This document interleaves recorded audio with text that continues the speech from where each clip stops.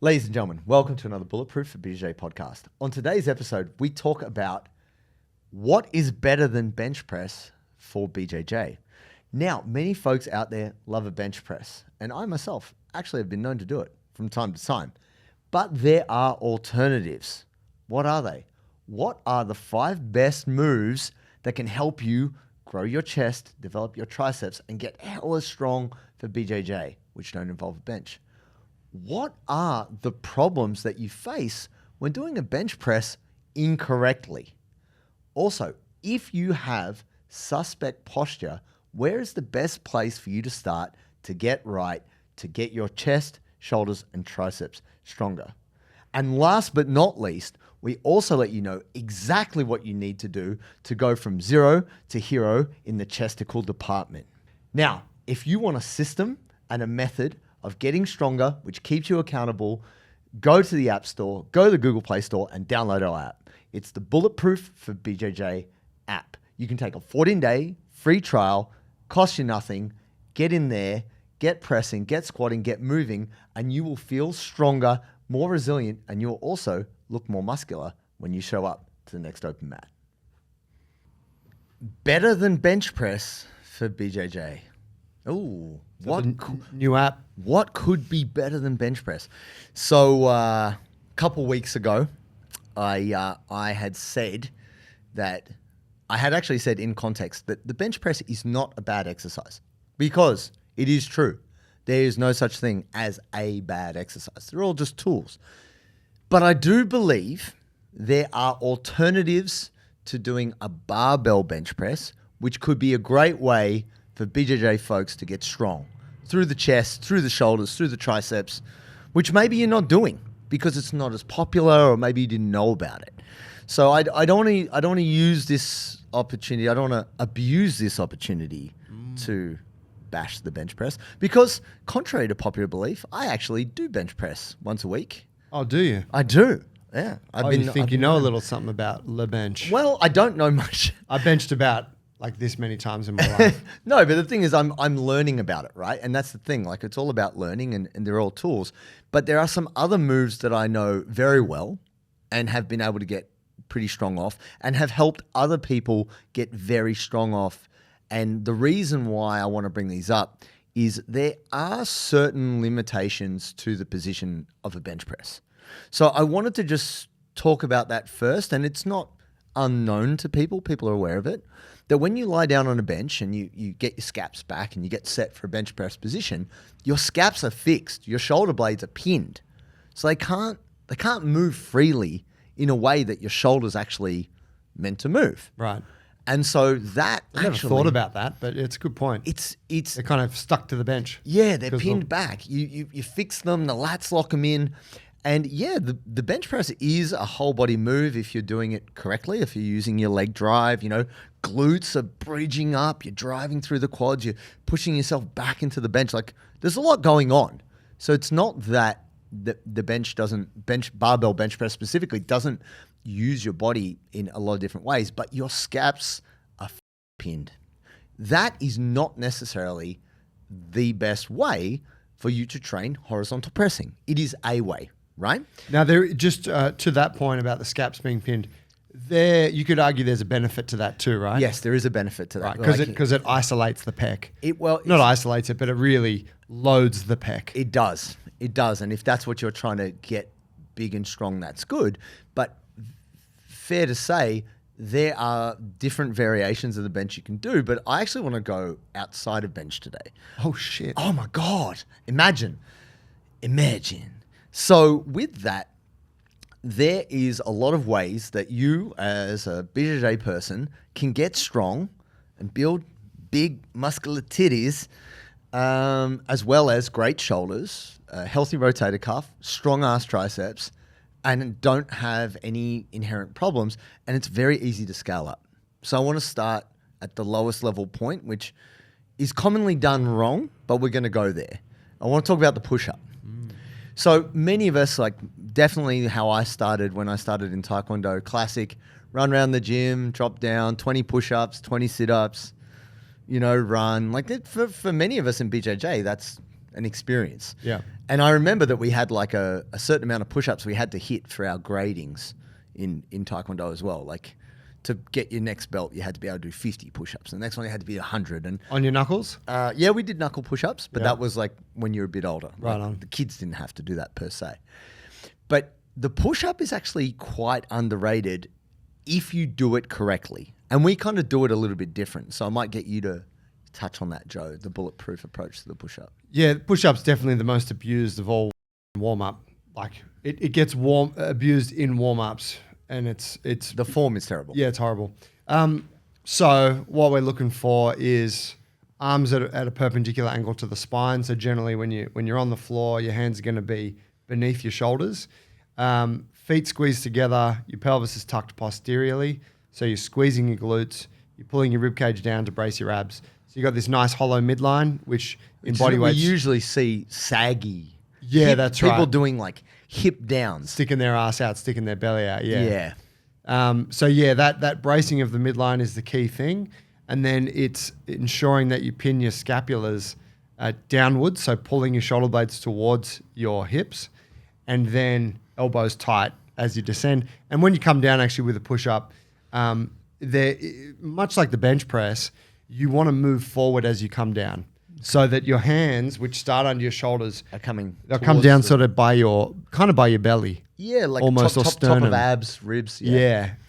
It's similar with the bench, right? The bar sits on top of, it's kind of on top of your shoulder. Yeah. And then when you bring the bar down, it's actually more on top of the sternum piece. Yeah, bottom of the chest, depending on the situation. Yeah. But yeah, so, there's a lot going on there. But what we can say is if you take your warm-up push-up and then you do that version of the push-up I just described, they're two very different exercises. It's harder. And the latter will f you up, and it's a strength exercise, and you're probably not going to do 50 of them. And a lot of people say, why would I use technique and make an exercise that I can do 20 of, Yeah. a move I can only do 5 of? Yeah. Like, but it's because I'm trying to get better over here. Yeah. I'm trying to get worse. And that's the thing. Like, we know in BJJ that a technique executed well makes all the difference, right? So why would this not extend to exercise? Which is not BJJ techniques. Just to that point, what is it about the push-up that you think it makes it perhaps a better choice? Well, for a grappler, it's the anterior load. So part of the reason why many people struggle with push-ups is they struggle with their ability to brace their core.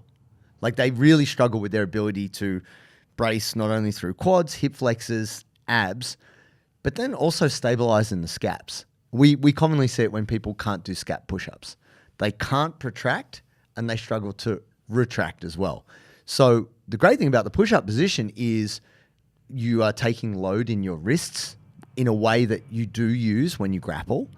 And you would probably find, we've talked about it before, where if you spend too much time doing flexion work and like pulling, heavy pulling, grappling, gripping, and your wrist is spending too much time like this, if you don't spend time taking load with your wrist like this, people go to put their hands on the ground, they're like, oh, I can't do that.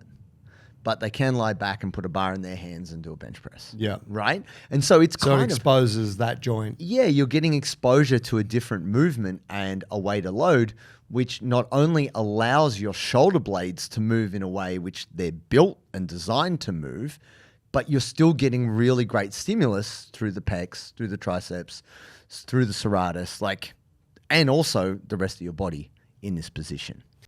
If you're trying to get swole, if you're trying to build a big, strong chest, just like Arnold back in the 80s, you need to be hydrated.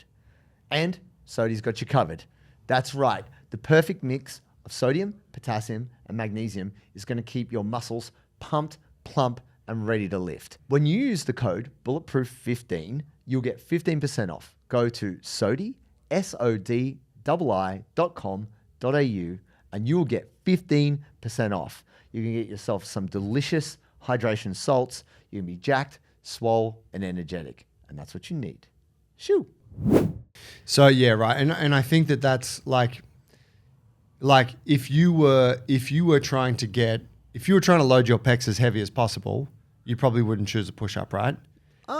Yeah. There's a lot of different ways you can do it. Yeah, but if you were saying, what's a pressing, like how am I going to build my pressing strength that's also going to give me a bunch of adjacent benefits? Yeah. It's going to teach me how to use my scaps, how to organize my midline. It's going to improve my wrist mobility, et cetera, et cetera. Yeah. So, well, this one thing can do a bunch of that. A lot of benefits there. And I think it's because the push-up is been used and abused that people don't think of it as a strength movement. Yep. And it's also people are not necessarily sure how to scale it. Like, how do we, well, once I can do 20 push-ups, well, what the f*** do I do 100? You know what I mean? Like, where do we go from there?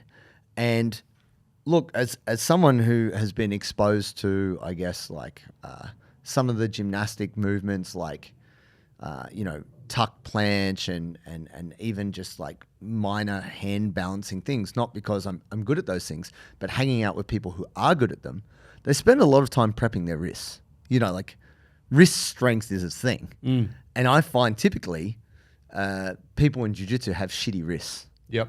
So if that's a weak point, like, you need to spend some time on it. It's not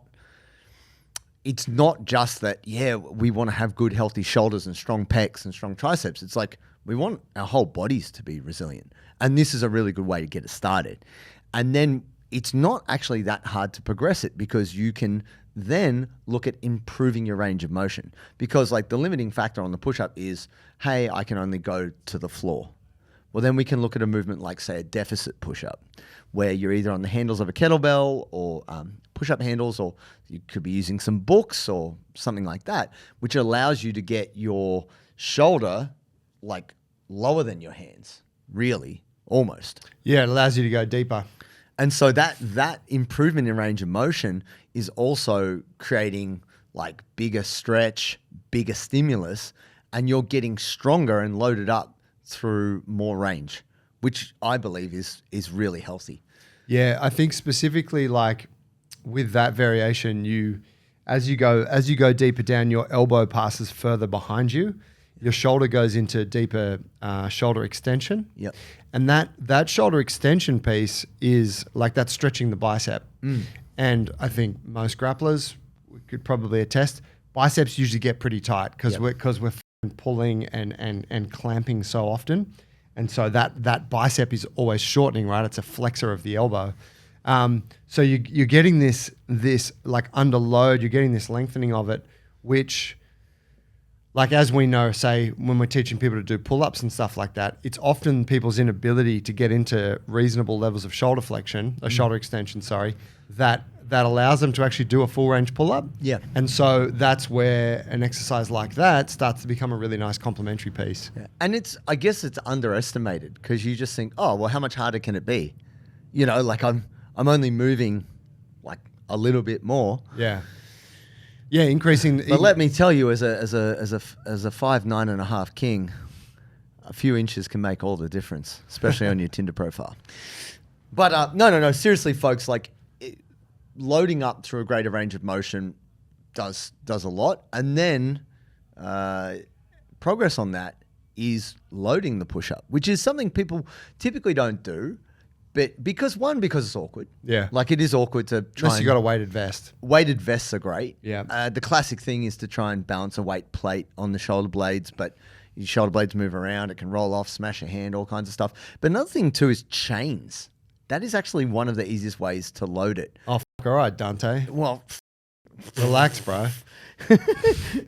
I'm telling you guys. I mean, why is Dante Leon doing it? Because he's training at Westside Barbell, right? Shout out.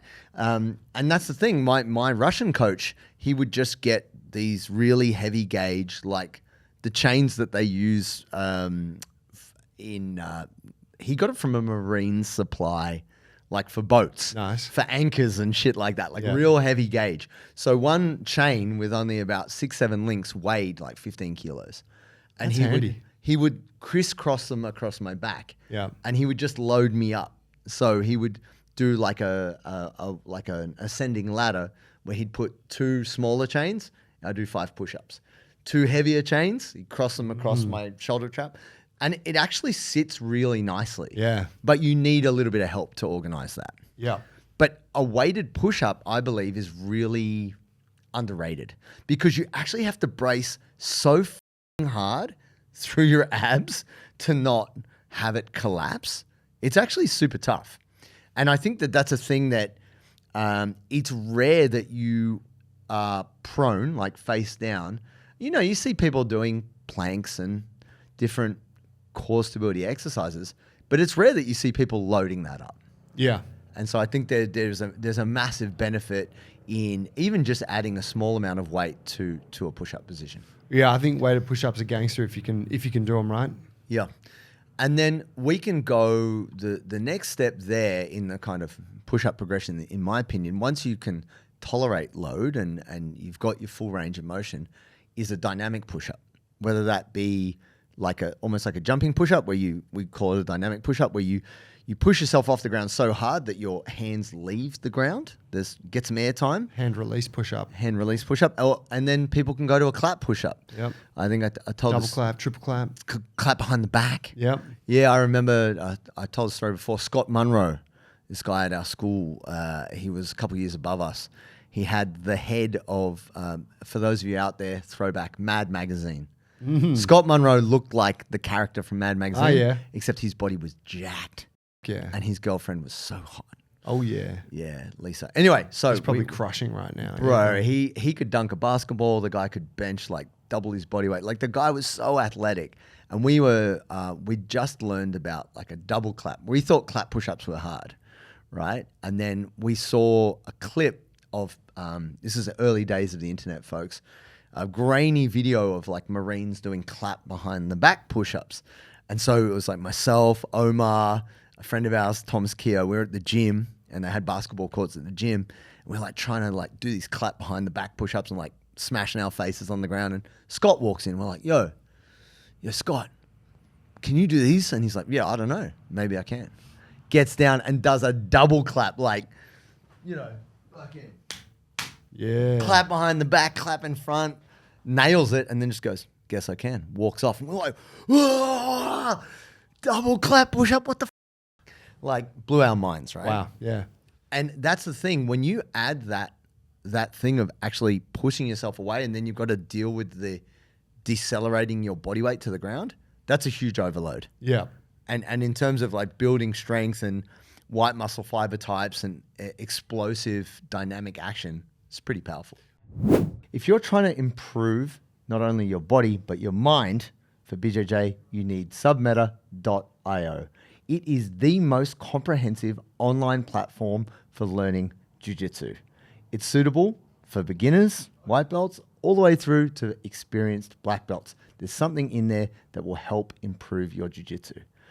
Now, it is in an easy to follow format that is going to help you track and build your game and remember the lessons. When you use the code Bulletproof16 at checkout, you'll get $16 off. You can start your learning journey today. Go to submeta.io. White muscle fiber types, because less blood supply to fast twitch fibers, right? Yeah, they're anaerobic. Yeah. They've got to produce the energy without the... it's the chicken and beef thing. Well, that's how I've always known it, is chickens have more fast twitch fiber. Oh, I don't know if that's how it translates. But apparently they do. Whereas cows are mostly slow twitch, hence like a really darker meat. Really? I don't know, but that sounds super bro-ish because I'm like, I don't know, bro. Maybe you heard that. I mean, chickens like, no, whereas cows are just like chilling. But look at a bull. A bull is not chilling. Well, it's They're not very chilling at the dynamic. moment that it runs at you. But I would imagine it would take a big fucking rest after that. I don't know. A chicken could peck your ankles all day. I love that we went from like muscle fiber types, chicken versus a bull. Yeah. Who wins that fight? Right. If you want to be fast twitch, eat chicken. Clearly. And do clap push-ups. Yeah. Right. Look, I mean, yeah, I think clap push-ups are great. From my like strength point of view, I probably don't factor them in that much. Sure. But yeah, they're excellent. It's underestimated how hard it is. Absolutely. And where I don't like them, or where I don't probably consider them as much, is because in a lot of that dynamic stuff, a lot of the mechanics can go out the window. They get f***ed up. Yeah. The reason why I prefer, say, a dynamic push-up compared to, say, a clap push-up is you try not to change anything other than you push hard enough for your hands to clear the ground. Yep. We're not talking about like jumping between like deficits and, dynamic side to side, rocky shit, one arm push up this side, that side. Don't get me wrong, one arm push ups amazing, but if you think about classic Rocky montage, he's jumping from one side to the other, and the depth is questionable, and it's all over the shop. Yeah, just being able to really contract your muscles hard enough to get up off the ground, and then also decelerate and not smash your face is pretty advanced. And often people with tight, sore wrists, they don't want to do that. Yeah. So that's why it gets factored out. Now, I want to move to a slightly different realm, because there are folks out there who have very strong chests and triceps, and, you know, they are not necessarily doing a bench press. We're talking about gymnasts, folks. That's what we want to talk about. I want to go to a ring push-up, because a lot of the times folks who love strength love stability. They don't want to fuck with instability, because you have to recruit a lot of muscle fibers just to keep the thing in place. So then, you know, you kind of used up bandwidth controlling the thing, not just pushing the thing or whatever it might be. Yep. And so I've seen plenty of folks online who's talking about this relevant to many different exercises, whether it be a squat or whatever, like using a Smith machine, because they don't have to worry about stability. It's just Up and push. down. Yeah. And there is a value in that if you're trying to isolate, or if you're just trying to focus on one single thing. But the benefit in, say, doing a ring push-up is that you have to work really fucking hard to keep that bad boy in, which I actually find titties on fire. When I do a ring push-up, I'm just like, oh my God. I feel like my pecs are going to pull off my sternum. Oh, wow. I don't know, like my experience of a ring push-up has been, you probably seen it when you introduce someone new to it. I mean, I'm better with it now. I've had some experience, but the kind of The wobbles. the hands going all over the place. Yeah. And the ability to not have your hands like just disappear in front of you and keep it all tight. Yeah. Like, yeah. The rings are always trying to go to wherever you're weak. And so that stabilizing that occurs is quite profound. When someone's new to it, it looks quite hilarious, because they're like, and then, but you know, it usually only takes a couple of times, doesn't it, to get it to under get a control. handle on it. Yeah, and then you can do, and I guess the good thing with a ring push-up, even though you might only be slightly elevated, you can usually get like a very nice deep range, and you can change your hand position. Yeah. You can be a bit more prone, or you can be like more neutral, or you can start Turn to that like motherfucker right out. supinate. Yeah, and that Yeah. really gets a lot working. And actually, it's a bit easier on the wrist, because you're not in that kind of extended position in the wrist. It's more neutral. Yeah. So folks who struggle with like wrist position, they suffer less in the wrist in that way. Yeah. And then that can progress. So for me, the thing that I have enjoyed a lot of late has been dipping. Seeing you've been dipping some heavy weight. Yeah, I enjoy the dip, because it does give you the great elements of scaps moving around. Now, technically, it's not a horizontal press, but depending on your body position, you can angle yourself. It still gets massive amount of chest, tricep, serratus work, and shoulders too. And you can get full range of motion there. And what I've found is many people who are good at other pressing variations struggle with dips. Yeah, look, I think probably something kind of inherent in our belief around this, and it definitely is in mine, I think it is in yours too, is that there is like, it carries over if you get good at body weight stuff, particularly with the upper body, it carries over well to weighted stuff. Yeah. Because there is a higher demand on coordination and flexibility. Yes. But the inverse isn't true. No. And you could argue that is not any more valuable, because it's not, right? Given your context, if your goal is just to build bigger muscles or whatever, that doesn't mean anything to you. But if your goal is to build and again, our view, like a strong, robust, well-coordinated body that can move together as a unit, things work in unison, and something can stabilize while something mobilizes, blah, blah, blah. Stretches, yeah. This is where like that body weight piece for the upper body becomes superior, because it really does. It's almost like coming in at a higher level that teaches you all these other little lessons that are just inherent to it. And we know it's pretty well, like we look at the squat. if you can squat 100 kilos ass to grass, you are stronger than someone who can squat 150 kilos to 90, but can't squat to ass to grass. You know, like your range of, it's so much harder to get that full range of motion in the squat. This can be very easily like extrapolated. If you can move through a fuller range of motion under load, you are a stronger human. Like that's really it. And what we're saying here is that you are also more tolerant to stress for jiu-jitsu, because you're going to get your arm, like someone's going to try and kimura you and pull your arm back behind your back. And if you can't voluntarily go there, well, you're going to be tapping very quickly, you know, like we've talked about that before.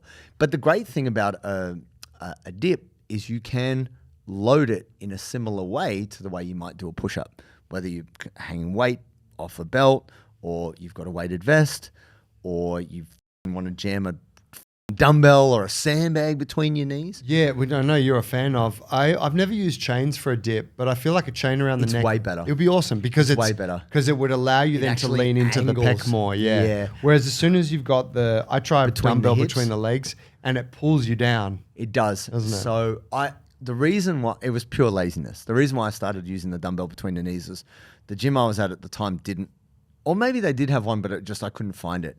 They didn't have the chain belt set up. So I'm like, what the f*** do I do? I was like, I'll just put this dumbbell between my knees. I was like, oh, it's pretty nice actually. It was like, it felt like a good movement. But like you're saying, Joe, if you put the chains over the shoulders, it does pull you forward, and that gives you a little bit more like in the pecs. Kind of brings you into more of a horizontal type position. A nice 45 position. It's actually sweet. I'm guessing a weighted vest would kind of do a bit the same. Do something similar. And what you can do is you can kind of create it if you've got a training partner to get them to kind of pull your feet out to the back a little bit. Yeah. To spot them a little bit, but that allows you to lean the chest in more. Yeah. And then that said, if you are a dynamic, strong motherfucker and you're like, I can do 20 dips and I can do weighted dips, try some fucking ring dips, because that is some next level.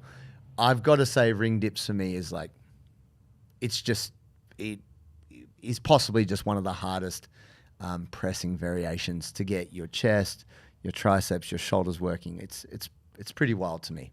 Yeah, ring dips are a motherfucker. Especially when you add the turnout at the top. The turnout, that's the truth. Yeah, that's true. And I mean, you know, if you want to take that a step further, you've got like ring turned out dips or Korean dips. Oh, f off. Yeah, which are super gnarly and probably not for the faint of heart, but they're really at that extreme end of like, how do we put the shoulder into like its most externally rotated position and come down into the deepest shoulder extension we can and press back out. And I guess, you know, talking about dips, I think that you start to get into a territory there where you will see most people execute them poorly. You will see push-ups done poorly, but you can usually teach that person to do it well because you can scale the load. Yes. Right? But a dip, because it's full body, like a chin up, it's like full. Yeah, and for someone that's got like poor shoulder mobility or poor posture, dips can be problematic. Sure. Right? But provided that they're done correctly and that the person knows the limitations, they can also be a great tool to fix a lot of that fuckery that's going on. And the reason why I did mention these variations in this order is we're kind of ramping up. Yeah. Like if you can't do 10 bodyweight push-ups, you shouldn't necessarily go to doing. You don't deserve dips yet. Yeah, you got to build up, and you would probably find for yourself. I remember at one stage I think I could do almost 100 push-ups in a row, and when I got introduced to bodyweight dips, this is back when I was like, I don't know, 12 years old, I could barely do like 5 of those suckers. I was like, how? But I can do so many push-ups. It's like, no, this is a different level. So this discussion around like doing push-ups, you know, weighted push-ups, deficit push-ups, like the way I've framed it is to try to make it look at it as progressions. Yep. So if you can do that, look to do the next level of challenge. And once you can do that and you're gaining, like you're saying, Joe, permission, you've earned the right to then go and do that next thing. Which this is kind of what's inherent in our standards program. Yeah, that's right. You would work through these progressions over time.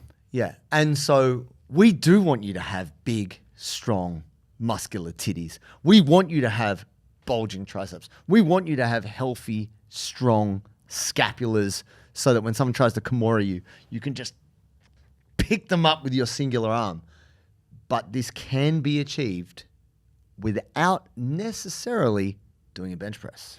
Could you just can you just quickly talk on because I think something saying that bench press discussion too is that most grapplers don't have excellent mobility in the thoracic spine and in the shoulders. And so that then kind of puts people at a deficit to working on certain exercises like that. Sure. Is there any talk on that? Yeah, well, I say even myself when I'm pressing, because I've been doing some training for strongman. So strongman is a sport that is more about overhead strength. Bench press is not really part of that, even though it's a way to train strength through your triceps and your chest.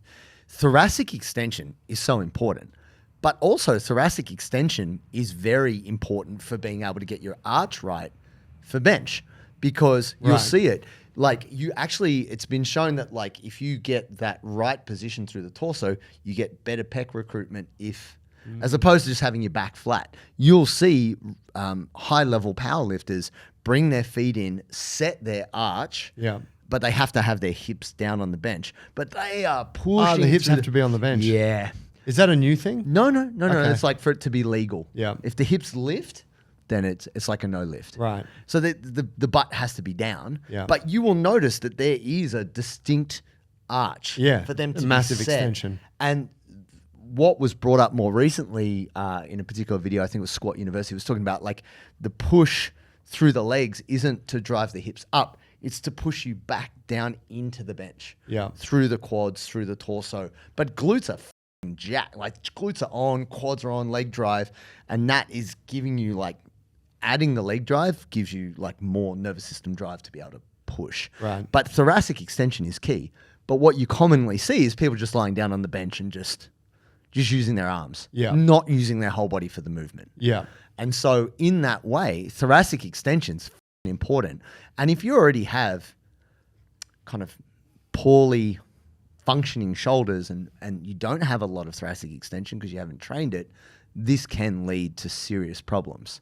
So if you are able to get into a position where you can allow your scaps to move and you can get slightly different bracing mechanics, you can work around that, while you're working on it.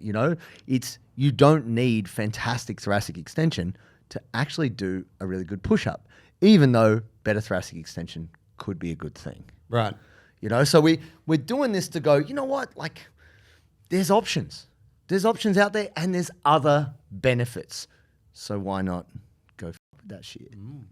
So there's the thinking, folks. Some alternatives for you. If you're not sure and you want to find out more, we have a lot of good info structured into a perfect program for you and your jiu-jitsu in our app, which is the Bulletproof for BJJ app. Go to the App Store or the Google Play Store. Just search Bulletproof for BJJ. It's in there. Take your 14-day free trial.